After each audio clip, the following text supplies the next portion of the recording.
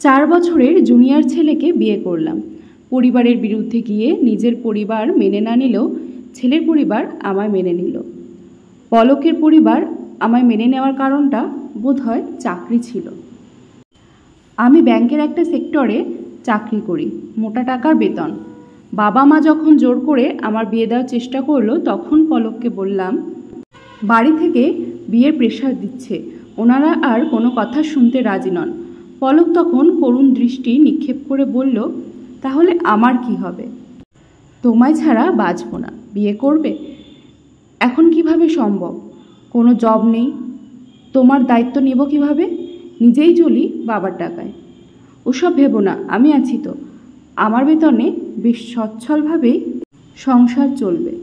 পলক তখন আমায় জড়িয়ে ধরে আশ্বস্ত করলো। তখন মনে হলো পৃথিবীর শ্রেষ্ঠ ছেলেকে আমার জীবনে পেতে চলেছি। বিয়ের পর পলকের পড়ালেখা, সংসারের খরচ, যাবতীয় যত বিষয় আমার বেতনের টাকাতেই চলতে লাগলো। মাস শুরুতে বেতনের সব টাকা পলকের হাতে তুলে দিতাম, ও নিজেই সব খরচ করত।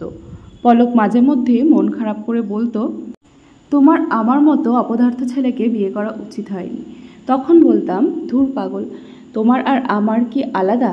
শুধু ছেলেদের দায়িত্ব নিতে হবে এমন কোথাও লেখা আছে? মেয়েরাও এখন দায়িত্ব নিতে পারে। আরও কত রং বেরঙের ফানুস উঠতে লাগলো আমাদের মনে। পরিবর্তনটা শুরু হলো পলকে বিসিএস প্রিলি দেওয়ার পর থেকে। একটুতেই রেগে যাওয়া, ঠিকমতো কথা না বলা, কেমন যেন খিটখিটে মেজাজের হয়ে গেল। ওর পরিবর্তনটা ঠিক মেনে নিতে পারছিলাম না, খুব কষ্ট হচ্ছিল। ভয়ে কিছু বলার সাহসও পেতাম না। ভাবতাম পরীক্ষার টেনশন, তাই পরে সব ঠিক হয়ে যাবে। সব ঠিকঠাক হলো। পলক প্রশাসন ক্যাডারে উত্তীর্ণ হলো। চারিদিকে তার নামে জয় জয়কার। শুধু আমার মনে বিষাদ। বিষাদের কারণ, আজ সকালে টেবিলে তার রাখা ডিভোর্স পেপারে পলকের স্বাক্ষর, ওর করা। ও খুব কাছের, খুব চেনা ছেলেটাকে মুহূর্তেই চির অচেনা একটা মানুষ মনে হতে লাগলো।